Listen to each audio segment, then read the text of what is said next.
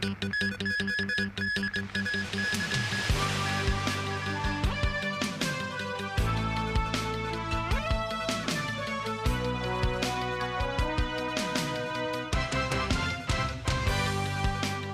evening and welcome to TVB News. President Xi Jinping is set to attend celebrations of the 25th anniversary of the handover and the inauguration ceremony of the sixth-term SAR government. Sources say several officials checked into hotels earlier today to enter a closed-loop arrangement before attending the celebrations on July 1st. Timothy Lee has more. Just 4 days before the 25th anniversary of the establishment of the Hong Kong SAR, it has been announced that the president will join the special occasion on July 1st. However, the central government has not revealed whether Xi will visit the city in person. To strengthen epidemic prevention, sources say a number of officials from both the current and incoming administrations are entering a closed-loop arrangement at the Renaissance Hong Kong Harborview Hotel and Grand Hyatt Hong Kong. While they are not allowed to be in contact with family members, the officials can return to their workplaces through a point-to-point system. However, they are only permitted to attend meetings through video and will not be able to dine outside their offices. The city has also significantly raised its security to prepare for the arrival of the president. It is understood that the police are switching from a 3-shift to a 2-shift system starting today, requiring officers to work for 12 hours per day until July 1st. As President Xi may arrive in Hong Kong via the high-speed rail from Shenzhen, police officers were seen patrolling the West Kowloon station. Security has also been strengthened for consecutive days in Wan Chai to prepare for the flag-raising and inauguration ceremonies. Those who wish to enter Harbour Road and Convention Avenue are required to undergo security checks and provide identification. Members of the public can still enter the outer areas of Gloucester Road, but are not allowed to stay. Meanwhile, as the president is expected to visit Science Park, some tenants claim they were told to stay away from the premises beginning from 3 p.m. on Wednesday until the next day. Having caught COVID earlier, Eric Chan, who is set to be the next Chief Secretary for Administration, and Secretary for Constitutional and Mainland Affairs, Eric Tsang, both tested negative yesterday. But the government has yet to announce whether the two will attend the swearing-in ceremony. Timothy Lee, TVB News. 3 anti-terrorism police units will greet the public with brand new uniforms on the handover anniversary. Police say the restyling could help set these armed officers apart from the rest of the force. Jackie Lin with more. As the city approaches the 25th anniversary of the handover, Hong Kong's terrorist threat level stays moderate. Still, a more visible presence of police officers could be seen around town. And despite their similar get-ups, many of them are not your regular cops, but anti-terrorism squads. To better distinguish them from the rest of the force, these 3 anti-terrorism teams will be retiring their existing uniforms and replace them with these new designs starting July 1st. Navy blue will remain the signature color for the airport security unit. The counter-terrorism response unit will don a new set of grayish-blue uniforms. And the railway response team will be decked out in gray, the same color of its team logo. The new workwear will come with zippers and more breathable and stretchable fabric, alongside more protective features including long sleeves and a stand-up collar, as well as extra compartments for ammunition magazines. There would also be clearer labeling by moving the officer's police number and team unit name from the shoulder to the upper arms. Completing the outfit are the detachable soft pads to ease strains on shoulders and joints. However, the police spokesperson declined to reveal if the new uniforms could withstand knives and corrosive liquids, often used in lone wolf attacks, citing confidentiality and safety concerns. After a 3-month wear testing trial, the force will collect opinions from the anti-terrorism units for fine-tuning and modification of the uniforms. Jackie Lin, TVB News. Yesterday, several national flags hung at Ping Shek Estate in East Kowloon were damaged and stolen. Today, all flags in the area were removed. The ground below where the flags were previously hung has been cordoned off. Some residents voiced their disappointment, saying that volunteers took much effort to hang the flags, and many came to the housing estate to take pictures.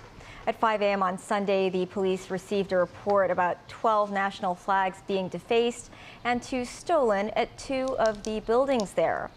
The police have classified the case desecration of the national flag and theft. Hong Kong today recorded more than 1,800 new COVID cases, with some 1,700 patients being locally infected. In view of the rising number of new infections, existing social distancing measures will be extended until July 13th. Caleb Leung has details. Among the 1,873 new COVID infections reported today, 1,719 were locally transmitted cases. The Victoria Harbour restaurant cluster reported 5 more infections. 3 of them were patrons of the restaurant in Tuen Mun, while the other 2 live in the same building of earlier confirmed cases of the cluster. 3 residential care homes for the elderly reported new infections. Pine Care Place in Yuen Long reported 4 more cases today, including 2 residents and 2 staff members. The same care home reported 3 infections last week. Schools in the city reported 464 new cases, with 7 schools having to suspend some of their classes. In view of the rising number of new cases, the government is extending the existing social distancing measures, which are due to expire on Thursday until July 13th. As the effective period of existing measures will go beyond June 30th, the last day of the current government's term of office, the current administration has consulted the Chief Executive-elect's office over the decision.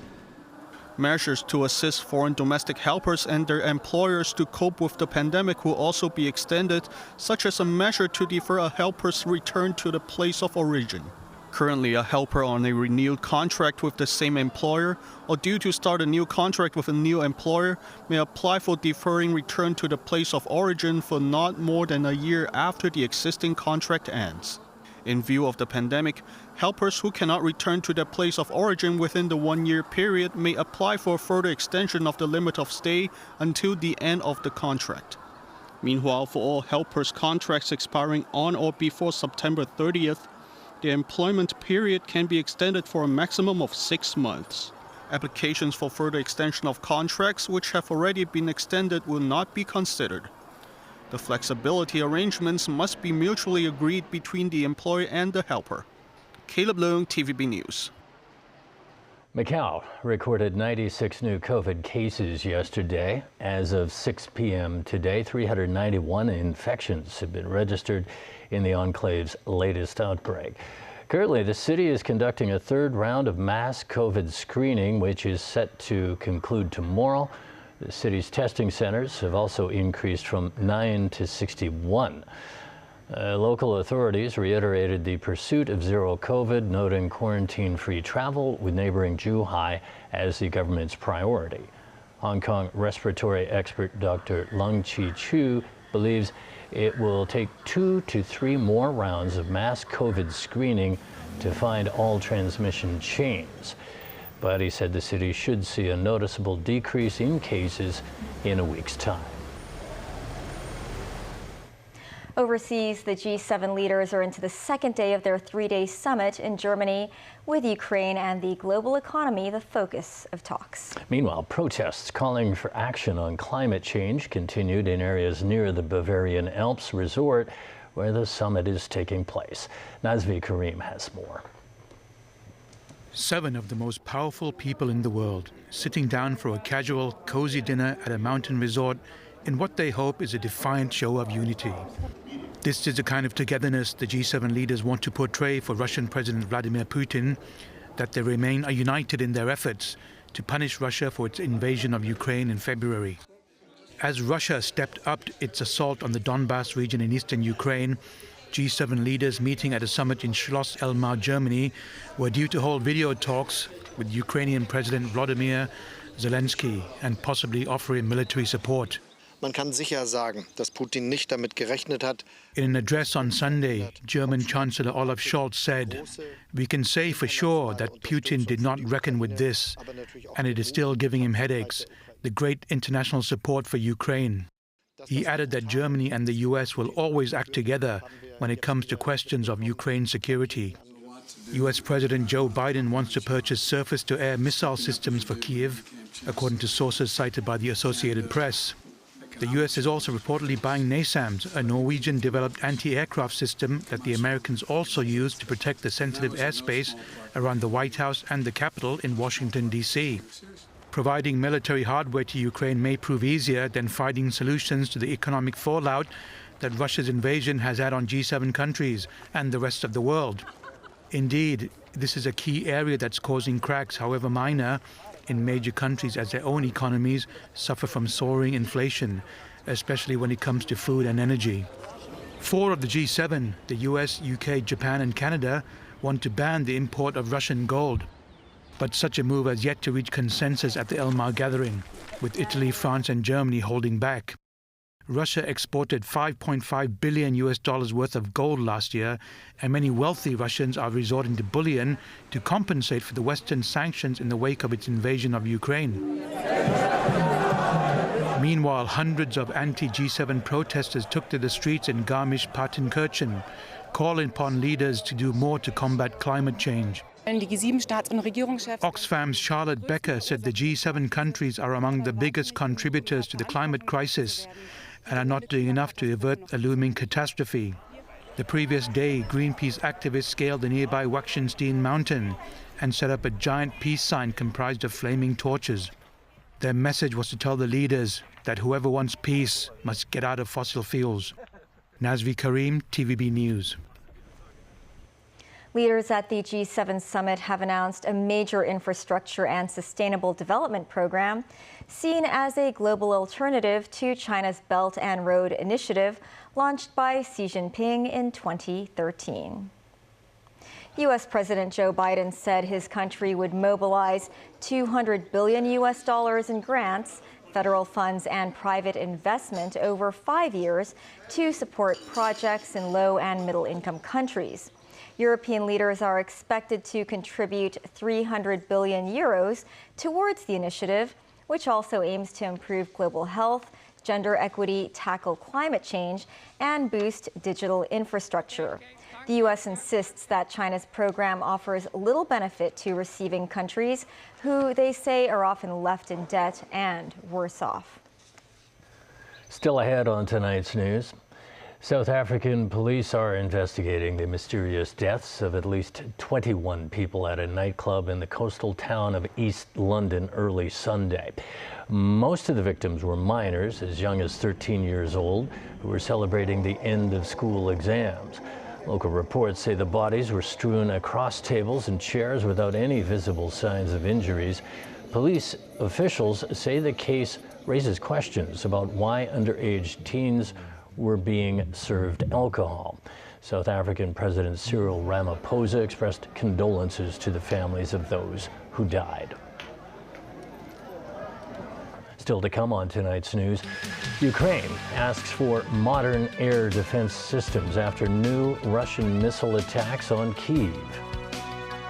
Police arrest 6 more men in connection with the recent shooting and machete attack in Central. And the incoming commerce chief says a joint checkpoint arrangement at the airport would help cement the SAR's international aviation hub status.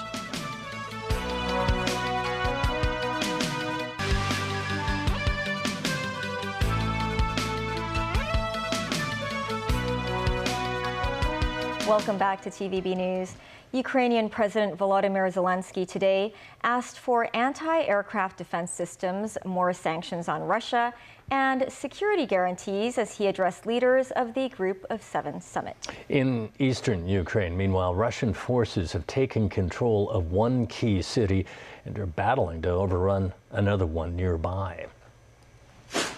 Ukrainian rescuers have been sifting through the rubble of an apartment building in Kiev after the first Russian airstrikes on the capital in weeks. The mayor of Kiev said at least 2 residential buildings were hit in the strike, killing 2 people. Several others were injured, including a 7-year-old girl who was pulled out alive from the wreckage. A nearby kindergarten was also damaged with a crater in its courtyard. Ukraine's second largest city, Kharkiv, was also struck by missiles over the weekend. Residential areas took the brunt of the damage. No deaths reported, but a few people were trapped under debris. In a big setback for Ukraine, Russian forces now have full control of Severodonetsk, and they are gunning for its twin city, Lysychansk. It's the last big city still held by Ukrainian troops in Luhansk province.